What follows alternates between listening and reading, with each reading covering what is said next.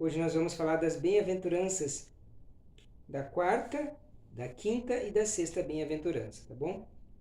Bem-aventurados os que têm fome e sede de justiça, porque serão fartos ou satisfeitos, tá? Fartos ou satisfeitos. A palavra justiça aqui em hebraico é tzedakah, tem a sua raiz na palavra hebraica chamada tzedek. Tá? Tzedek. Essa tzedek aqui, para a gente poder entender, o judeu antigo, tá? O judeu que era judeu mesmo, ele tinha que fazer tzedakah, tá? Que é uma doação de algo de si mesmo, tempo, algum trabalho para alguém, ofertar alguma coisa, porque a palavra justiça estava muito ligada à prática. Então, para o judeu fazer tzedakah, ele tinha que fazer algo prático por alguém, especialmente com os mais necessitados. Tá? Não vou entrar no mérito aqui se o judeu fazia ou não, e se tinha linha farisaica, zelota, não é isso. Em si, a grosso modo, o judaísmo apregoava que para fazer-se justiça, você podia agir dessa forma. Então, é uma obrigação de agir com retidão, com generosidade. Tá? Então, bem-aventurados que têm fome e sede de justiça. Então, esse é um pequeno contexto da palavra justiça. Tá? Fazer algo para alguém. Tá? Prático. Então, você conhece uma pessoa boa, ela está sempre fazendo a retidão. Ela é justa, ela é honesta. Tá? Ela vem por longos períodos bem, mas de repente ela perdeu o emprego.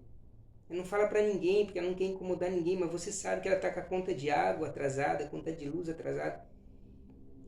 A palavra tzedek aqui, no sentido de justiça, é você contribuir ao ela aceitar, você paga a conta de água dela. Tá? Você paga a conta de luz. Não há problema nenhum nisso. E não vai lhe faltar dinheiro por isso.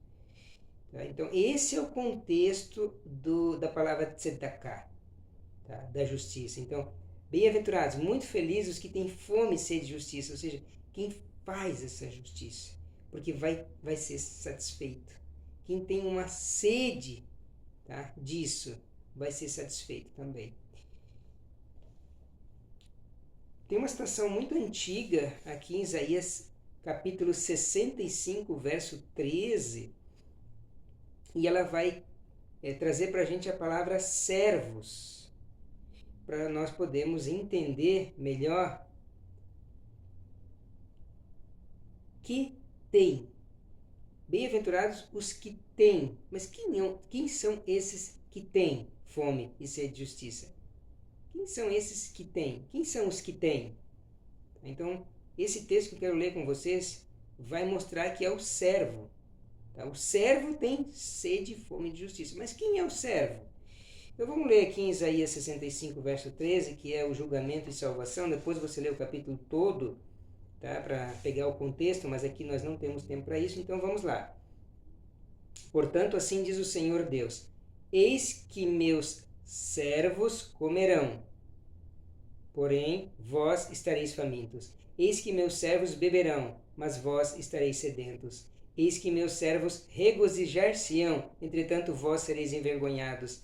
Eis que meus servos cantarão pela alegria de coração, porém vós chorareis pela tristeza de coração e gemereis por aborrecimento de espírito. Falou muito a palavra servos, não é mesmo? Que o servo vai ser feliz, o servo vai ser alegre, o servo vai ter alimento, o servo vai... Em hebraico a palavra tzadikim significa servo. O tzadikim é o íntegro, o reto, o justo. Você pode falar, eita, Edno, nessa sociedade nossa aí tá bem complicado de encontrar integridade, viu?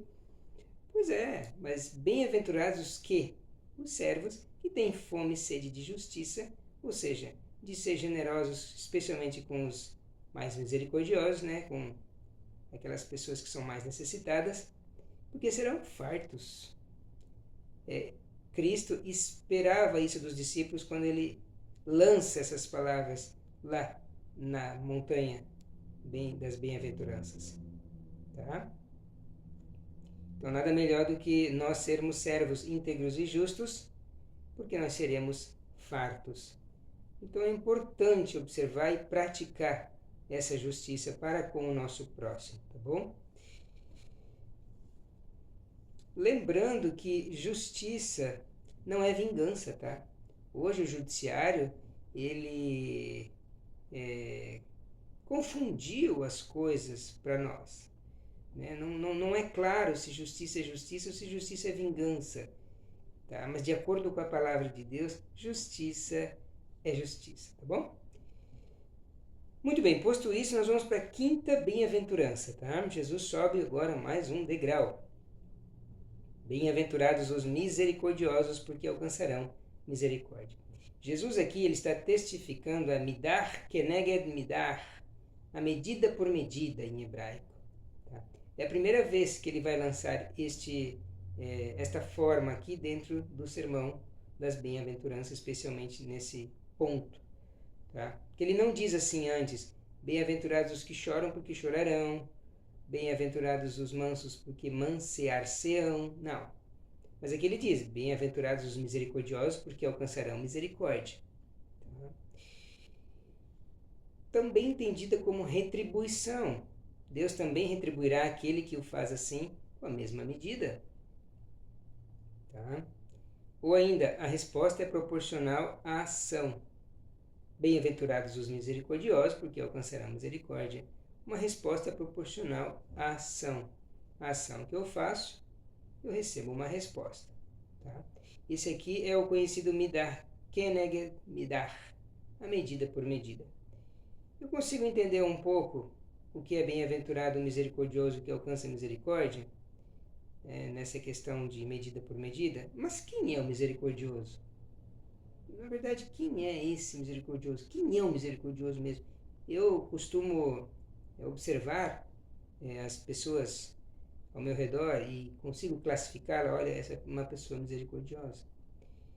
John Steele, um teólogo batista que faleceu em 1771, ele definiu no meu conceito algo bem mais próximo do que seria misericórdia para Cristo. Dentro desse sermão aqui, instruir com bons conselhos os ignorantes.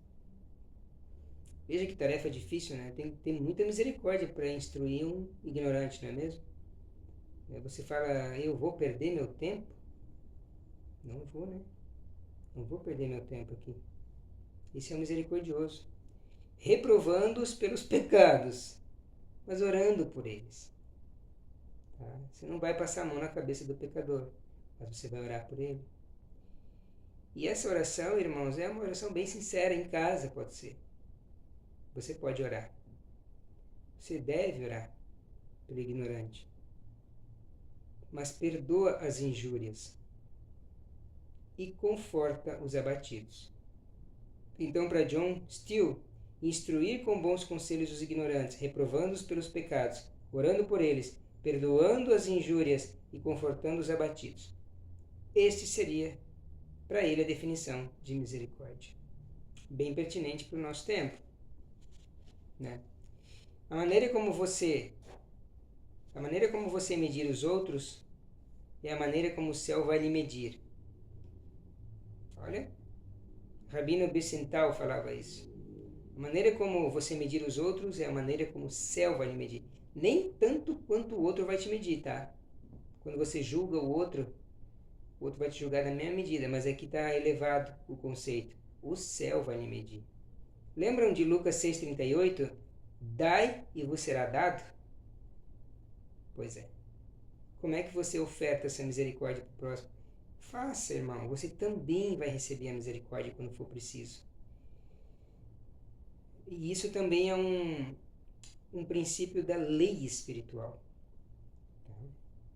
Vocês devem lembrar, né? Faça aos outros aquilo que você gostaria que lhe fizessem a você. Não faça aos outros aquilo que você não gostaria que lhe fizessem a você. Tá? Então, feliz o misericordioso, porque ele alcança a misericórdia. Tá? Pratique a misericórdia dentro deste conceito. Não é tão difícil, irmão. Jesus disse, o meu fardo é leve, meu jugo é suave. É possível. Tá? É possível. É lógico que é um treinamento, todos nós estamos sendo treinados. Alguns são mais vocacionados a falar mais, então precisam controlar mais a língua.